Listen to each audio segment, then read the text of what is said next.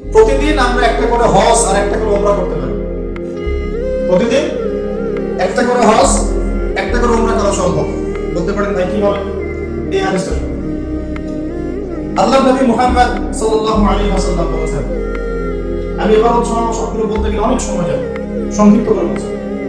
যে ব্যক্তি ফজরের নামাজ জামাতের সাথে পড়ে, বলেন আমার সাথে, যে ব্যক্তি ফজরের নামাজ জামাতের সাথে পড়ে, এরপর সালাম ফিরানোর পরে ওই জায়গায় বসে থাকে, সালাম ফিরানোর পর ওখানেই বসে থাকে, বসে বসে আল্লাহ পাকের জিকির আজকার তাসবিহ তাহলিল করতে থাকে।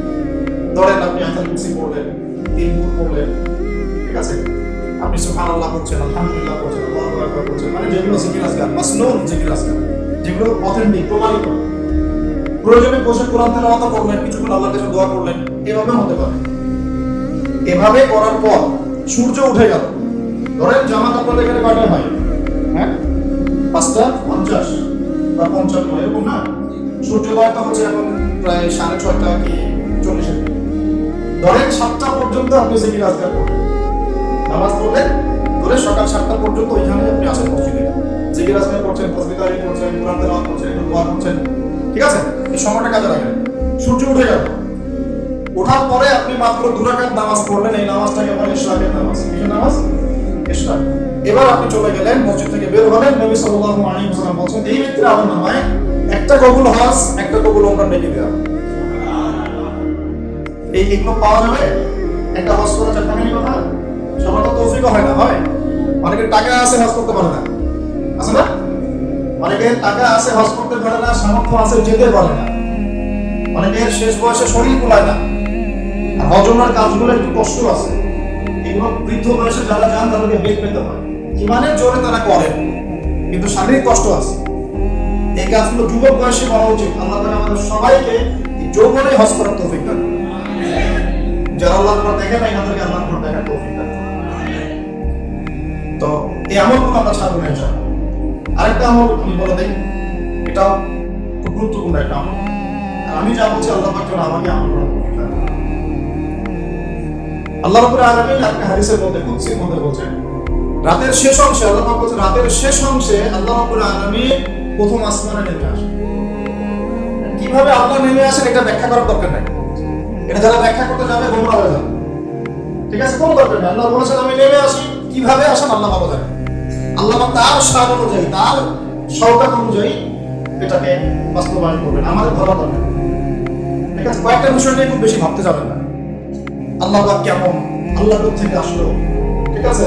আল্লাহ পাক মানে আল্লাহর হাত কেমন, আল্লাহর চেহারা কেমন, আল্লাহ কেমন, অবয়ব আছে কি নাই, এত কিছু ভাবার দরকার নেই।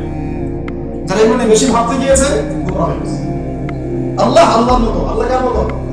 আল্লাহ শুধু আল্লাহর মতোই, কোনো কিছুর সাথে তার তুলনা নাই, ঠিক আছে? আল্লাহ পাকের নেমে আসা আল্লাহ পাকের মতোই, আমরা এটা ব্যাখ্যা করতে পারবো। আল্লাহ পাক বলছেন নেমে আসে শেষ অংশে, রাতের শেষ অংশে, এবং বান্দাদের প্রতি আহ্বান করতে থাকেন, ফজর পর্যন্ত আহ্বান করতে থাকেন কন্টিনিউয়াসলি। কে আছো, কে আছো আমার কাছে ক্ষমা চাইবে, আমি ক্ষমা করব। কে আছো আমার কাছে দোয়া করবে, আমি দোয়া কবুল করব। কে আছো আমার কাছে চাইবা, যা চাবা আমি পাই। কে আছো অসুস্থ, সেবা চাবা, সেবা দিব। মানে কে আছো আমাকে ডাকবে, আমি তোমার ডাকে সাড়া দেব। কখন বলেন এটা? যখন আমরা পাই, যখন আমরা কি করি, একদম ফেসবুক চালাই, ইউটিউব চালাই, ওই সময় মেয়েদের সাথে কথা বলি, ওই সময় গার্লফ্রেন্ডের সময়, তাহলে ভাই তারা মিডিয়ামাইট কিনে, বোনাস প্যাকেজ কিনে, এগুলো তো যুবকদের কাজ কি? এখন যুবক ভাইরা শোনেন, আপনাদের জন্যই আমাদের এত পরিশ্রম। যাদের তারিখ পেকে গেছে, 60-70 বছর বয়স হয়ে গেছে, বা 50-55 বয়স হয়ে গেছে, তাদেরকে নিয়ে আমাদের এত ফিকির নাই। তারা তাদের জীবনটা শেষ করে ফেলেছেন অলরেডি। আমাদের ফিকির আপনাদেরকে নিয়ে। আমাদের খুব ইচ্ছা, আমি নিজের কথা বলছি এবং আমার মতো যারা চেষ্টা করছেন তাদের কথা বলছি, তাদের খুব ইচ্ছা বাংলাদেশের 100% যুবক যেন নামাজি মানুষ। আমরা আশা করতে পারি আপনাদের কাছে বাংলাদেশের 100% যুবক যেন কোরআন তেলাওয়াত করতে পারে। পারা যাবে না? এটা পারা যাবে না, অসম্ভব কিছু। বাংলাদেশের 100% যুবক হারাম সম্পর্কে যাবে না। এরা হালাল খাবে, খেয়ে বুক ফুলে বিয়ে করবে। বিয়ের চাপ দিবে বাসায়, না দিলে বিদ্রোহ হবে। না দিলে কি হবে? আমি তোমাদের সাথে আছি, সমস্যা নেই। ওরা যেটা বিদ্রোহ হবে, কেন দিবে না? হালাল খাই, হালাল করি, নিজের কর্মসংস্থান আছে, একটা দিনদার মেয়েকে বিয়ে করবে। তারপরেও কোনো অবৈধ সম্পর্কে যাবে না। যে অবৈধ সম্পর্কে গেছে সে আল্লাহর রাস্তায় জিহাদ করতে পারবে না। আর এই শব্দগুলো খুব শোনার অভ্যাস তৈরি করে বাংলাদেশে একটা শ্রেণী এখন উঠে পড়ে লাগছে এই শব্দটাকে মিটাই দেবে। এবং তারা দাড়ি টুপিওয়ালাই মানুষ। দাড়ি টুপি পাখির সুব্বা নিয়ে এই শব্দগুলোকে ইসলাম থেকে, কোরআন থেকে মুছে ফেলার চেষ্টা করতেছে। সবার আগে তোমাদেরকে 5 ওয়াক্ত নামাজি হতে হবে, সবার আগে তোমাদেরকে কোরআন বলা হতে হবে, এবং দিনের প্রত্যেকটা কাজ নবী সাল্লাল্লাহু আলাইহি ওয়াসাল্লামের সুন্নাত মোতাবেক করতে হবে।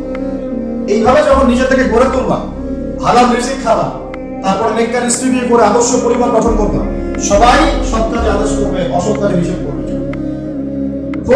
বাংলাদেশের প্রত্যেকটা এলাকায় যুবকদের একটা কাফেলা তৈরি করতে হবে, এবং এই কাফেলার উদ্দেশ্য হবে একটাই, যে কোরআন সুন্নাহকে হাতে নিয়ে দুনিয়াতেও সফল হব, পরকালেও এবং আল্লাহর জমিনে আল্লাহর দ্বীন কায়েম না হওয়া পর্যন্ত হাল ছাড়বো না।